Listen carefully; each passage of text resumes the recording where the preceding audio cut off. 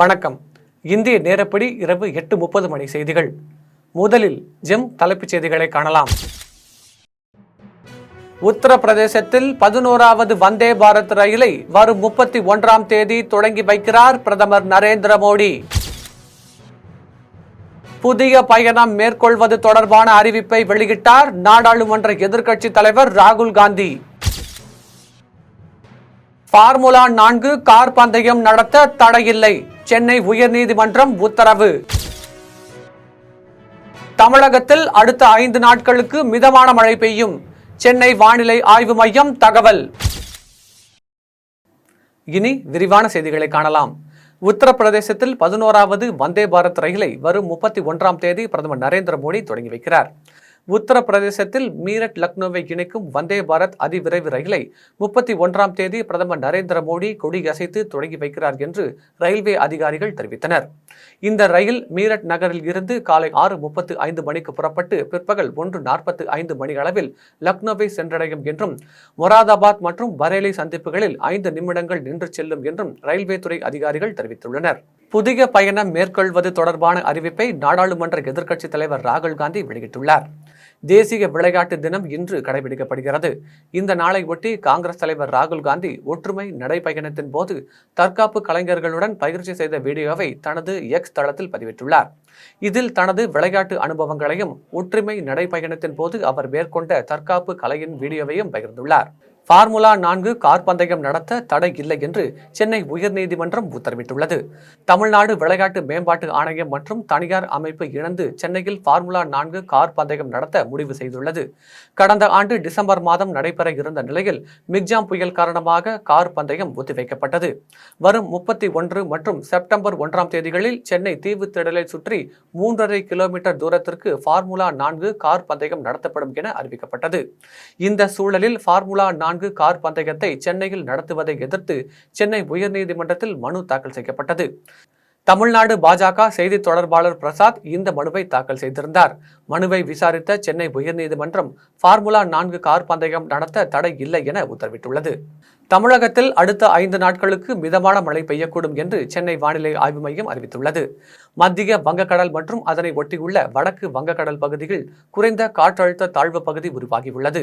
இதனால் வட மாநிலங்களில் கனமழைக்கு வாய்ப்பு இருந்த போதிலும் தமிழகத்தில் பெரிய அளவில் மழைக்கு வாய்ப்பு இல்லாமல் இருந்தது. இந்நிலையில் காற்றழுத்த தாழ்வு பகுதி மேற்கு வடமேற்கு திசையில் நகர்ந்து செல்லும் என வானிலை மையம் தெரிவித்துள்ளது. இதன் காரணமாக தமிழகத்தில் அடுத்த 5 நாட்களுக்கு மிதமான மழை பெய்யக்கூடும் எனவும் தமிழகத்தில் ஒரு சில இடங்களிலும் புதுவை காரைக்கால் பகுதிகளிலும் இடி மின்னலுடன் லேசான மழை பெய்யும் எனவும் 3ஆம் தேதி வரை மிதமான மழை பெய்யும் எனவும் சென்னை மற்றும் புறநகர் பகுதிகளில் வானம் மேகமூட்டத்துடன் காணப்படும் என்றும் நகரின் ஒரு சில பகுதிகளில் இடி மின்னலுடன் கனமழை பெய்யும் என்றும் சென்னை வானிலை ஆய்வு மையம் தெரிவித்துள்ளது. மேலும் தரைக்காற்று வேகமாக வீசக்கூடும் என்பதால் மீனவர்கள் கடலுக்கு செல்ல வேண்டாம் என வானிலை ஆய்வு மையம் எச்சரிக்கை விடுத்துள்ளது. உணவு பாதுகாப்பு அலுவலர்கள் முதன்முறையாக மருத்துவ பணியாளர்கள் தேர்வு வாரியம் மூலம் தேர்வு செய்யப்பட்டுள்ளார்கள் என்று சென்னை ஓமந்தூரார் மருத்துவமனையில் அமைச்சர் மா சுப்பிரமணியம் தெரிவித்துள்ளார்.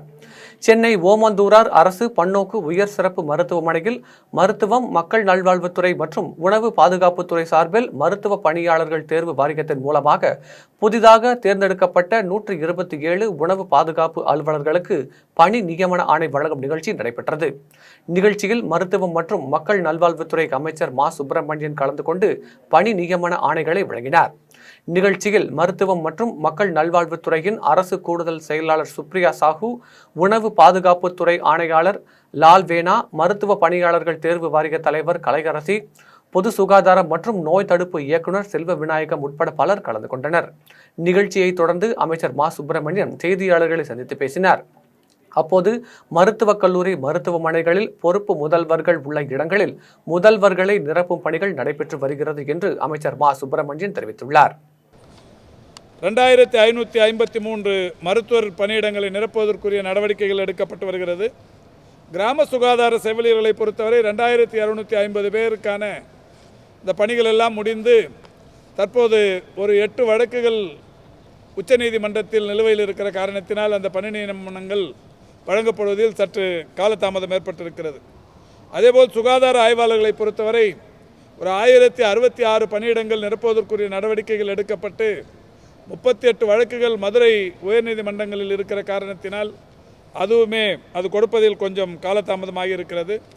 எனவே இந்த வழக்கு தொடுத்தவர்களை நானும் நம்முடைய துறையின் செயலாளரும் மாண்புமிகு முதல்வர் அவர்களுடைய அறிவுறுத்தலை பெற்று அவர்களின் கோரிக்கைகளை நேரடியாக கலந்து பேசி அவர் கோரிக்கைகளுக்கு தீர்வு கண்டு இந்த பணி நியமனங்களை விரைந்து செய்வதற்கும் சட்ட ரீதியான நடவடிக்கைகளை எடுப்பதற்கும் பல்வேறு காரியங்கள் செய்யப்பட்டு வருகிறது. அந்த வகையில் ஏற்கனவே பணி நியமனங்கள் செய்யப்பட்டவர்கள் 6744, இன்றைக்கு பணி நியமனம் பெற்றவர்கள் 127, இன்னமும் பணி நியமனத்திற்காக காத்து கொண்டிருப்பவர்கள் 6667. இவர்களும் கூட மிக விரைவில் இந்த பணி நியமனங்களை முறையாக கலந்தாய்வுகளின் மூலம் அவரவர்கள் விரும்புகிற இடங்களுக்கு பெறுவதற்குரிய நடவடிக்கைகள் எடுக்கப்பட்டு வருகிறது. உலக அளவிலான சிலம்ப போட்டியில் தமிழ்நாட்டை சேர்ந்த 5 இணை சிலம்ப கலைக்கூட மாணவர்கள் முதலிடம் பிடித்து சாதனை படைத்துள்ளனர்.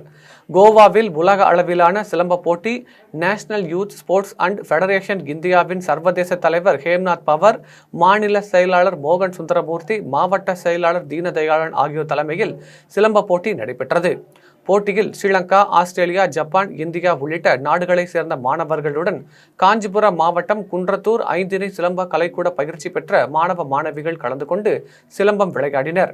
இதில் 62 மாணவ மாணவிகள் தங்கப் பதக்கங்களையும் 4 பேர் வெள்ளிப் பதக்கங்களையும், கராத்தே போட்டியில் 2 பேர் தங்கப் பதக்கங்களையும் பெற்று முதலிடம் பிடித்து சாதனை படைத்தனர். அனைவரும் வீரர்களுக்கு பாராட்டுகளை தெரிவித்து வருகின்றனர். இதனிடையே பயிற்சி அளித்த ஆசான் தீனதயாளனுக்கு வெற்றி பெற்ற மாணவர்கள் நன்றி தெரிவித்தனர். அதிமுக பொதுச் செயலாளர் எடப்பாடி பழனிசாமியை தரக்குறைவாக பேசிய பாஜக தலைவர் அண்ணாமலையை கண்டித்து சங்ககிரியில் அதிமுகவினர் கண்டன ஆர்ப்பாட்டத்தில் ஈடுபட்டனர். அதிமுக பொதுச் செயலாளரும் தமிழக முன்னாள் முதலமைச்சரும் தமிழக சட்டமன்ற எதிர்க்கட்சி தலைவருமான எடப்பாடி பழனிசாமியை தமிழக பாஜக மாநில தலைவர் தரக்குறைவாக பேசியதை கண்டித்து சேலம் மாவட்டம் சங்ககிரி பழைய பேருந்து நிலையம் அருகே சங்ககிரி அதிமுக கிழக்கு ஒன்றிய செயலாளர் ரத்னம் தலைமையில் 300க்கும் மேற்பட்ட அதிமுகவினர் ஆர்ப்பாட்டத்தில் ஈடுபட்டனர். அப்போது ஆட்டுக்குட்டி அண்ணாமலையே எங்களது நிரந்தர பொதுச் செயலாளர் எடப்பாடி பழனிசாமியை தரைக்குறைவாக பேசுவதை நிறுத்திக் கொள்ள வேண்டும் என்றும், அரசியல் நாகரீகம் கற்றறிந்து பேச வேண்டும் என்றும், லண்டனுக்கு ஓடி ஒளிந்து கொண்டாய் என்றும் அண்ணாமலைக்கு எதிராக கண்டன கோஷங்களை எழுப்பினர். மேலும் உருவ பொம்மையை எரித்து எதிர்ப்பை வெளிப்படுத்தினர். ஆர்ப்பாட்டத்தில் சங்ககிரி நகர செயலாளர் செல்வம், அரசிலாமணி நகர செயலாளர் காளியப்பன், தேவூர் நகர செயலாளர் கிருஷ்ணன், அதிமுக கிழக்கு மேற்கு நகர ஒன்றிய நிர்வாகிகள், மகளிர் அணி நிர்வாகிகள் என ஏராளமானோர் கலந்து கொண்டனர். மின்கட்டண உயர்வை புதுச்சேரி அரசு திரும்ப பெறக்கோரி இடதுசாரிகள் மற்றும் விடுதலை சிறுத்தை கட்சியினர் இணைந்து பந்த் போராட்டம் நடத்த உள்ளதாக அறிவித்துள்ளனர். புதுச்சேரியில் உள்ள இந்திய கம்யூனிஸ்ட் கட்சி அலுவலகத்தில் இந்திய கம்யூனிஸ்ட் கட்சியின் மாநில செயலாளர் சலீம், மார்க்சிஸ்ட் கம்யூனிஸ்ட் கட்சியின் மாநில செயலாளர் ராஜாங்கம், விடுதலை சிறுத்தைகள் கட்சியின் முதன்மை செயலாளர் தேவப்பொழிலன், CPIML மாநில கமிட்டி உறுப்பினர் முருகன் ஆகியோர் கூட்டாக செய்தியாளர்களை சந்தித்து பேசினர். அப்போது புதுச்சேரியில் மின்துறை கட்டணம் 1.5 மடங்கு அதிகரித்துள்ளதாகவும், மின் கட்டண உயர்வுக்காக நடத்தப்பட்ட கருத்து கேட்பு கூட்டத்தில் தெரிவிக்கப்பட்ட எந்த விவரமும் ஏற்றுக்கொள்ளப்படவில்லை என்றும், இதனால் மின் கட்டண உயர்வை புதுச்சேரி அரசு திரும்ப பெற கோரி இடதுசாரிகள் மற்றும் விடுதலை சிறுத்தைகள் கட்சியினர் இணைந்து விநாயகர் சதுர்த்திக்கு பிறகு பந்த் போராட்டம் நடத்த உள்ளதாக அனைத்து கட்சி நிர்வாகிகள் தெரிவித்தனர். வரக்கூடிய 2ஆம் தேதி திங்கட்கிழமை மின்சாரத்துறை தலைமை அலுவலகம், அந்த தலைமை அலுவலகத்தை முற்றுகை போராட்டம் நடத்த முடிவு செய்திருக்கிறோம். முற்றுகை போராட்டம் வரக்கூடிய திங்கட்கிழமை. முற்றுகை போராட்டம் முடிந்த பிறகு 7ஆம் தேதி விநாயகர் சதுர்த்தி வருது. அது முடிந்த பிறகு ஒரு சில தினங்களில் இந்த புதுச்சேரி மக்களை வாட்டி வதைக்கக்கூடிய மின் கட்டண உயர்வை ரத்து செய்ய வேண்டும், இல்லையேல் அரசு மானியம் கொடுக்க வேண்டும் என்று வற்புறுத்தி பந்த் போராட்டத்தை நடத்துவதற்கு முடிவு செய்திருக்கிறோம். இடதுசாரிகள் விடுதலை சிறுத்தைகள் கட்சி சார்பாக இந்த மின் கட்டண உயர்வு எதிர்ப்பதற்காக பந்த் போராட்டத்தை நடத்துவதற்கு இங்கே முடிவு செய்யப்பட்டிருந்தது. அது மட்டுமல்ல, இது மின்சார கட்டண உயர்வு ரத்து செய்வது அல்லது மானியம் கொடுக்கணும். இது கூடவே என்னன்னா மின்சார தனியார் மையத்தை முழுமையாக ரத்து செய்வதற்கான அரசு அறிவிக்க வேண்டும்.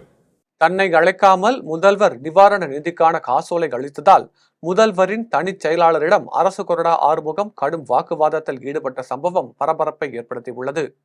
புதுச்சேரி இந்திரா நகர் தொகுதியில் என்ஆர் காங்கிரஸ் கட்சி சார்பில் போட்டியிட்டு வென்ற ஏகேடி ஆறுமுகம் அரசு கொறடாவாக உள்ளார். இந்நிலையில் இந்திரா நகர் தொகுதியில் இருந்து ஏராளமானோர் முதலமைச்சரின் நிவாரண நிதிக்கு விண்ணப்பித்திருந்தனர். அதன்படி பயனாளிகளுக்கான காசோலைகளை முதலமைச்சரின் தனி செயலாளர் அமுதன் நேரடியாக வழங்கியதாக கூறப்படுகிறது. இதை அறிந்த தொகுதி சட்டமன்ற உறுப்பினர் ஏகேடி ஆறுமுகம் பேரவை வளாகத்தில் உள்ள முதலமைச்சரின் தனி செயலாளர் அலுவலகத்திற்கு சென்று அங்கிருந்து அமுதனிடம் தனது தொகுதி மக்களுக்கான முதல்வரின் நிவாரண நிதியை தன்னை அழைக்காமல் வழங்கியது குறித்து கடும் வாக்குவாதத்தில் ஈடுபட்டதுடன் எச்சரிக்கை விடுத்தார். இனி தொகுதியில் நேரடியாக என்னை அழைக்காமல் காசோலை தந்தால் நடப்பதே வேறு என்று தெரிவித்துவிட்டு அங்கிருந்து கோபமாக வெளியேறினார். இதனால் சட்டசபையில் சிறிது நேரம் பெரும் கூச்சல் குழப்பம் நிலவியது.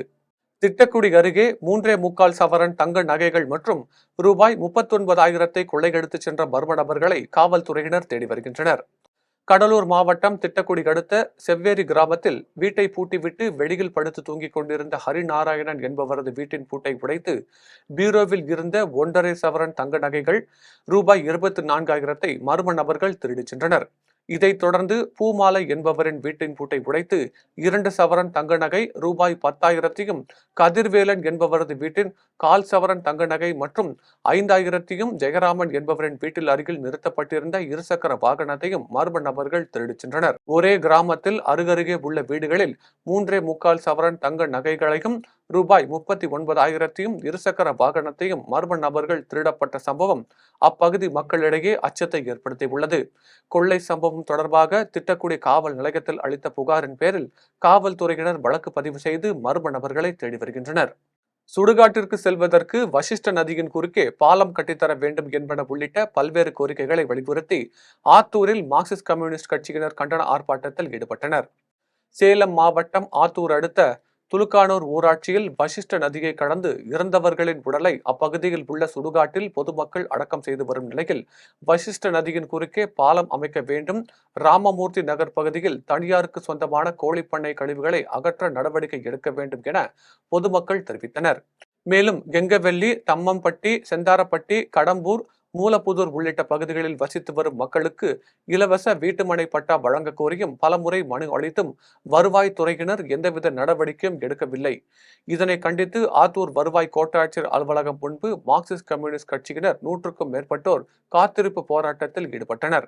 போராட்டத்தில் ஈடுபட்டவர்களை காவல்துறையினர் தடுத்து நிறுத்தியதால் இரு தரப்பினருக்கும் இடையே வாக்குவாதம் ஏற்பட்டது. இதையடுத்து வருவாய் கோட்டாட்சியர் பேச்சுவார்த்தையில் ஈடுபட்டார். திரை உலகில் 20% நடிகைகளுக்குத்தான் சினிமாவில் நடிக்க வாய்ப்பு கிடைக்கிறது எனவும் மற்ற 80% பேர் சினிமாவில் நடிப்பதற்காக பல இடங்களில் ஏமாற்றப்படுகிறார்கள் என்றும் திரைப்பட நடிகர் விஷால் தெரிவித்துள்ளார். நடிகர் விஷாலின் 48வது பிறந்த நாளை முன்னிட்டு சென்னை கீழ்ப்பாக்கத்தில் உள்ள ஆதரவற்றோர் முதியோர் இல்லத்தில் 5வது ஆண்டாக முதியோர்களுக்கு காலை உணவினை வழங்கி நடிகர் விஷால் தனது பிறந்தநாள் விழாவை கொண்டாடினார். விழாவை தொடர்ந்து நடிகர் விஷால் செய்தியாளர்களை சந்தித்து பேசினார். அப்போது திரை உலகில் 20% நடிகைகளுக்குத்தான் சினிமாவில் நடிக்க வாய்ப்பு கிடைக்கிறது எனவும் மற்ற 80% பேர் சினிமாவில் நடிப்பதற்காக பல இடங்களில் ஏமாற்றப்படுகிறார்கள் எனவும் நடிகைகளை யாராவது அட்ஜஸ்ட்மெண்ட்டுக்கு அழைத்தால் செருப்பால் அடியுங்கள் என்றும் இது குறித்து நடிகர் சங்கத்திடம் புகார் வந்தால் நிச்சயம் நடவடிக்கை எடுப்போம் என்றும் திரைப்பட நடிகர் விஷால் தெரிவித்துள்ளார். போக்குவரத்து துறையில் பணியாற்றி ஓய்வு பெற்றவர்களின் நியாயமான கோரிக்கையை அரசு நிறைவேற்ற வேண்டும் எனவும் போக்குவரத்து கழக ஓய்வூதியர்களின் பணப்பலன்கள் அகவிலைப்படியினை உயர்த்தி வழங்க வேண்டும் எனவும் தைலாபுரத்தில் பாமக நிறுவனர் மருத்துவர் ராமதாஸ் தெரிவித்துள்ளார். விழுப்புரம் மாவட்டம் திண்டிவனம் அருகே உள்ள தைலாபுரம் இல்லத்தில் பாமக நிறுவனர் மருத்துவர் ராமதாஸ் செய்தியாளர்களை சந்தித்து பேசினார். அப்போது தமிழ்நாட்டில் கடந்த 3 ஆண்டுகளில் 99,093 கோடி முதலீடு ஈர்ப்பதற்கு புரிந்துணர்வு ஒப்பந்தம் கையெழுத்து இடப்பட்டுள்ளதாகவும் 19 லட்சம் பேருக்கு வேலை வாய்ப்பு கிடைத்துள்ளது எனவும் முதலமைச்சர் மு.க. ஸ்டாலின் கூறியிருந்தார். ஆனால் தொழில் முதலீடு குறித்து வெள்ளை அறிக்கை வெளியிட வலியுறுத்தினால் முதலமைச்சர் மு.க. ஸ்டாலின் வெள்ளை அறிக்கை வெளியிடுவது மரபு இல்லை என தெரிவித்ததாகவும் அவர் எதிர்க்கட்சி தலைவராக இருந்தபோது முதலீடு குறித்து வெள்ளை அறிக்கை வெளியிட வேண்டும் என எடப்பாடி பழனிசாமியை வலியுறுத்தினார். ஆனால் இப்போது மரபு இல்லை என முதலமைச்சர் கூறுவது ஏற்க முடியாது என்றும் தெரிவித்தார்.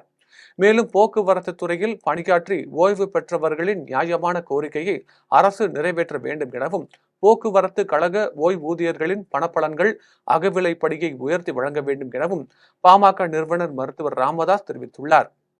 நிரப்பாமல் வைத்திருப்பது நியாயமல்ல. அதிலும் முதன்மையர் பணியிடங்களுக்கு பதவி உயர்வு வழங்குவதற்காக ஒவ்வொரு பணியிடத்திற்கும் தகுதியான மூவரின் பெயர்களை தேர்வு செய்யப்பட்டு மருத்துவத்துறைக்கு அனுப்பப்பட்டுள்ளது. அந்த பட்டியலில் இருந்து ஒருவரை தேர்வு செய்யக்கூட முடியாமல் தமிழக அரசுக்கு வேறு என்ன அவசர பணி இருக்கிறது என்று தெரியவில்லை.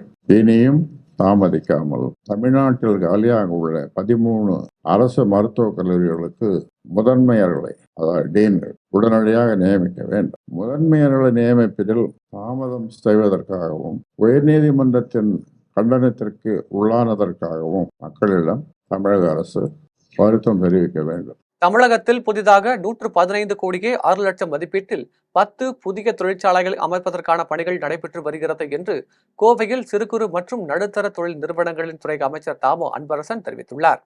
உலக முதலீட்டாளர்கள் மாநாட்டில் புரிந்துணர்வு ஒப்பந்தம் செய்து கொண்ட நிறுவனங்களுடன் சிறு குறு மற்றும் நடுத்தர தொழில் நிறுவனங்கள் துறை சார்பில் கோவை மற்றும் சேலம் மண்டல அளவிலான வசதியாட்கள் குறித்த கலந்தாய்வு கூட்டம் கோவை கொடிகாசி கூட்டரங்கில் நடைபெற்றது. கூட்டத்தில் சிறு குறு மற்றும் நடுத்தர தொழில் நிறுவனங்கள் துறை அமைச்சர் தாமோ அன்பரசன் கலந்து கொண்டு தொழில் நிறுவன பிரதிநிதிகளுடன் கலந்துரையாடினார். கூட்டத்தில் இளைஞர்களுக்கு வேலைவாய்ப்பு உருவாக்கும் திட்டத்தின் கீழ் 16 நபர்களுக்கு 6 கோடியே 54 லட்சம் மதிப்பீட்டில் மானியம் வழங்கப்பட்டது. நிகழ்ச்சியை தொடர்ந்து அமைச்சர் தாமோ அன்பரசன் செய்தியாளர்களை சந்தித்து பேசினார். அப்போது தமிழகத்தில் புதிதாக 115 கோடியே 6 லட்சம் மதிப்பீட்டில் 10 தொழில்பேட்டைகள் அமைப்பதற்கான பணிகள் நடைபெற்று வருகிறது என்று சிறு குறு மற்றும் நடுத்தர தொழில் நிறுவனங்கள் துறை அமைச்சர் தாமோ அன்பரசன் தெரிவித்துள்ளார். திராவிட முன்னேற்ற கழக அரசு மாண்புமிகு தமிழ்நாடு முதலமைச்சர் தலைமையில ஆட்சி பொறுப்பு ஏற்றதற்கு பிறகு இதுவரை எந்த காலத்திலும் இல்லாதவருக்கு 5 வகையான தொழில் முதல், அதாவது தொழில் திட்டங்கள்ல மானியம் தரல. இதுவரை இந்த 3.5 வருஷத்துல 961 கோடியே 58 லட்சம் ரூபாய் மானியத்துடன் 2615 கோடியே 30 லட்சம் ரூபாய் வங்கி கடன் வழங்கப்பட்டு 30,324 தொழில் முனைவர்களை 3.5 ஆண்டு காலத்துல நம்முடைய அரசு தொழில் முனைவர்களாக இன்னைக்கு உருவாக்கி, இதன் மூலமாக மட்டும் 3 லட்சம் பேருக்கு வேலை வாய்ப்பை உருவாக்கி தந்திருக்கிற அரசு திராவிட முன்னேற்ற கழக அரசு என்பதை நான் தெரிவித்துக் கொள்கிறேன். அது மட்டும் இல்லாத ஆட்சிக்கு வந்தவுடனே இந்த 3.5 வருஷத்துல 8 தொழில், அதாவது 8,598, 3 வருஷத்துல மட்டும் 295 கோடி மதிப்புல 512 ஏக்கர் பரப்பில் 8 தொழில் பட்டியல் மாண்புமிகு தமிழ்நாடு முதலமைச்சருடைய திருக்கரத்தால் தொடங்கி வச்சுட்டோம். 7 மாவட்டங்களில் 248.1 ஏக்கர் பரப்புல ரூபாய் 115.53 கோடி மதிப்பில் 8 தொழில் பட்டியல் இப்ப உருவாக்கின்றது. ரோடு எல்லாம் போட்டு 2 ஏற்பாடு பண்ணிட்டு இருக்கிறோம். தூத்துக்குடி மார்க்சிஸ்ட் கம்யூனிஸ்ட் கட்சி சார்பில் இலவச வீட்டுமனை பட்டா மற்றும் இலவச வீட்டுமனை வழங்க வேண்டும் என வலியுறுத்தி சப் கலெக்டர் அலுவலகத்தை முற்றுகையிட்டு கம்யூனிஸ்ட் கட்சியினர் மனு அளித்தனர்.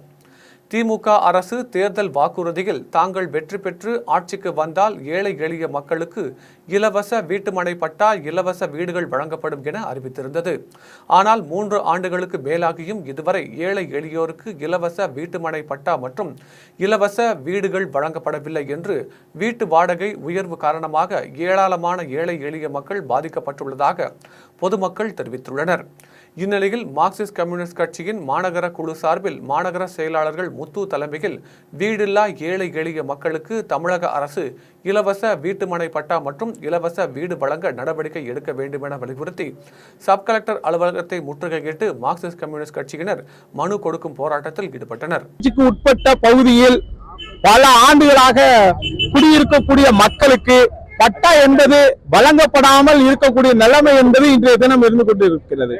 குறிப்பாக தூத்துக்குடி மாநகராட்சிக்கு உட்பட்ட 45வது வார்டு, 43வது வார்டு, பிரேநகர், 17வது வார்டு உட்பட்ட பல பகுதிகளில் பல ஆண்டுகளாக பொதுமக்கள் வந்து குடியிருந்திருக்காங்க.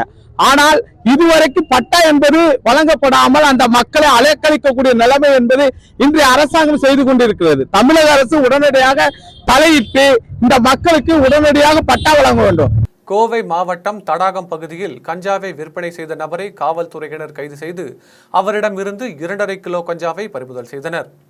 கோவை மாவட்ட சுற்றுவட்டார பகுதிகளில் கஞ்சா மற்றும் குற்ற செயலில் ஈடுபட்ட 10க்கும் மேற்பட்ட நபர்களை கைது செய்து நடவடிக்கை மேற்கொண்ட நிலையில் அதன் தொடர்ச்சியாக கோவை மாவட்டம் தடாகம் காவல் நிலைய எல்லைக்கு உட்பட்ட பகுதிகளில் கஞ்சா விற்பனைக்கு கொண்டு செல்வதாக கிடைத்த ரகசிய தகவலின் அடிப்படையில் தனிப்படையினர் மற்றும் தடாகம் காவல்துறையினர் கணுவாய் பகுதியில் உள்ள கோழிப்பண்ணை சந்திப்பு அருகே சோதனையில் ஈடுபட்டனர். அப்போது மதுக்கரையில் உள்ள தனியார் கல்லூரியைச் சேர்ந்த ராகுல் என்பவர் விற்பனைக்கு வைத்திருந்த 2.5 கிலோ கஞ்சாவை காவல்துறையினர் பறிமுதல் செய்தனர். அதன் பின்னர் வழக்கு பதிவு செய்து ராகுலை நீதிமன்றத்தில் ஆஜர்படுத்தி கோவை மத்திய சிறையில் அடைத்தனர். இதேபோன்று மற்ற நபர்களும் கஞ்சா விற்பனையில் ஈடுபடுகிறார்கள் என்ற தகவல் கிடைத்துள்ளதாக காவல்துறையினர் தெரிவித்துள்ளனர்.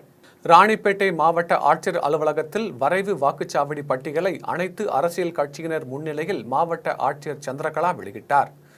இந்திய தேர்தல் ஆணையம் மூலம் வாக்காளர் பட்டியல் சிறப்பு சுருக்க திருத்த செய்வதற்கான 2024-25 ஆண்டுக்கான கால அட்டவணை வெளியிடப்பட்டுள்ளது. மேலும் சிறப்பு சுருக்க திருத்த பணி மேற்கொள்வதற்கு முன்பாக வாக்குச்சாவடி மறுசீரமைப்பு பணி மேற்கொள்ள வேண்டும் என்பதற்கான ராணிப்பேட்டை மாவட்டத்தில் உள்ள 4 சட்டப்பேரவை தொகுதிகளில் வரைவு வாக்குச்சாவடி பட்டியலை அங்கீகரிக்கப்பட்ட அரசியல் கட்சியினர் முன்னிலையில் அலுவலக கூட்டரங்கில் மாவட்ட ஆட்சியர் சந்திரகலா வரைவு பட்டியலை வெளியிட்டார். நிகழ்ச்சியில் நேர்முக உதவியாளர் விஜயராகவன், மாவட்ட வருவாய் கோட்டாட்சியர் ராஜராஜன் மற்றும் பாத்திமா, தேர்தல் வட்டாட்சியர் கணேசன் மற்றும் அரசு அதிகாரிகள், கட்சி பிரமுகர்கள் உட்பட பலரும் கலந்து கொண்டனர். இது குறித்து மாவட்ட ஆட்சியர் தெரிவிக்கையில், வைகை அணை பின்புறம் உள்ள விவசாய நிலத்தில் மண்டை ஓடு மற்றும் எலும்புக்கூடுகளை ஜெயமங்கலம் காவல்துறையினர் சேகரித்து விசாரணை மேற்கொண்டனர். தேனி மாவட்டம் பெரியகுளம் அடுத்த மேல்மங்கலத்தில் இருந்து வைகை அணை செல்லும் சாலையில் விவசாயம் செய்யப்படாமல் உள்ள நிலத்தில் மண்டை ஓடு மற்றும் எலும்புக்கூடுகள் தனித்தனியே கிடைத்ததாக வந்த தகவலின் அடிப்படையில் ஜெயமங்கலம் காவல்துறையினர் சம்பவ இடத்தை ஆய்வு மேற்கொண்டு தனித்தனியே கிடந்த மண்டை ஓடு மற்றும் எலும்புக்கூடுகளை சேகரித்து விசாரணை மேற்கொண்டுள்ளனர். சம்பவ இடத்தில் பெண் அணியும் உடை மற்றும் செருப்பு, பித்தளை செயின் ஆகியவை கிடைக்கப்பெற்றதால் மண்டை ஓடு மற்றும் எலும்புக்கூடு ஒரு பெண்ணின் உடல் என முதல்கட்ட விசாரணையில் தெரிய வந்துள்ளதாக காவல்துறையினர் தெரிவித்தனர். மேலும் சம்பவ இடத்தில் தடயவியல் நிபுணர்கள் மற்றும் பெரியகுளம் காவல்துறை கண்காணிப்பாளர் நல்லு தலைமையிலான காவல்துறையினர் ஆய்வு செய்ததுடன் தேனி, மதுரை, திண்டுக்கல் மாவட்டங்களில் காணாமல் போன பெண்கள் குறித்த தகவலை சேகரித்து விசாரணை மேற்கொண்டனர். பழனியில் 200 ஆண்டுகளுக்கு முன்பு ஜமீன்தார் எழுதி கொடுத்த கிழக்கிந்திய கம்பெனி ஆவணம் கண்டுபிடிக்கப்பட்டுள்ளதாக தொல்லியல் ஆய்வாளர் நாராயணமூர்த்தி தெரிவித்துள்ளார். இது தொடர்பாக தொல்லியல் ஆய்வாளர் நாராயணமூர்த்தி செய்தியாளர்களை சந்தித்து பேசினார். அப்போது பழனியில் கிபி 19ஆம் நூற்றாண்டில் எழுதப்பட்ட ஓர் ஆவணம் கண்டறியப்பட்டுள்ளது எனவும், பழனி அடிவாரம் பகுதியைச் சேர்ந்த மீனா என்பவர் பாதுகாத்து வைத்திருந்த பழங்கால ஆவணம் ஒன்றை தன்னிடம் கொடுத்து அதை படித்து விளக்கம் அளிக்குமாறு வேண்டினார் என்றும், அதனை கணிகர் ஞானசேகரன் உதவியோடு அதை ஆய்வு செய்த போது அந்த ஆவணம் பிரிட்டிஷ் கிழக்கிந்திய கம்பெனியின் முத்திரைத்தாள் என்பதும் தெரியவந்தது. அதை பாலசமுத்திரம் ஜமீன்தாரின் சின்னோ பள்ளம்மாள் எழுதியிருப்பதும் தெரிய வந்தது என்றும் ஆய்வாளர் நாராயணமூர்த்தி தெரிவித்துள்ளார். இந்த பத்திரம் பழனி பாலசமுத்திரம் ஜமீனை சேர்ந்தது. இது அந்த ஜமீன்தாரணி சின்னப்பள்ளம்மாள் அப்படிங்கிறவங்க தான் இந்த பத்திரத்தை எழுதியிருக்கிறாங்க. அவங்க சொற்படி இந்த பத்திரம் எழுதப்பட்டிருக்கு. எழுதி பிரிட்டிஷ் கிழக்கிந்திய கம்பெனிகிட்ட இதை பதிஞ்சு வச்சிருக்கிறாங்க.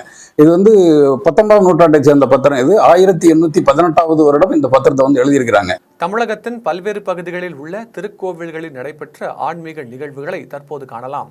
கடலூர் மாவட்டம் புவனகிரி கடைவீதியில் உள்ள ஆரிய வைசிய பஜனை மடத்தில் அமைந்துள்ள பாண்டுரங்கர் சுவாமி ஆலயத்தில் கோகுலாஷ்டமியை ஒட்டி உரியடி உற்சவம் நடைபெற்றது.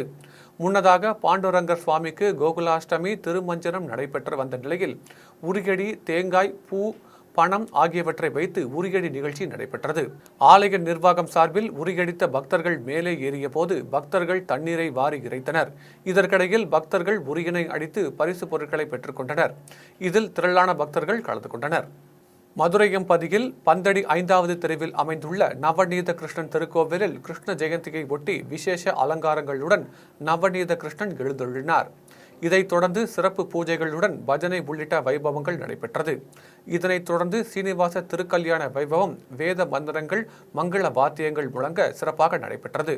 மதுரை மாவட்டம் சோழவந்தான் அடுத்த குருவித்துறையில் சித்திரரத வல்லப பெருமாள் திருக்கோவில் அமைந்துள்ளது. இக்கோவிலில் தவக்கோலத்தில் குரு பகவான் காட்சி தரும் நிலையில் ஒவ்வொரு ஆண்டும் குரு பெயர்ச்சி விழாவும் வைகுண்ட ஏகாதசி விழாவும் சிறப்பாக கொண்டாடப்படுகிறது.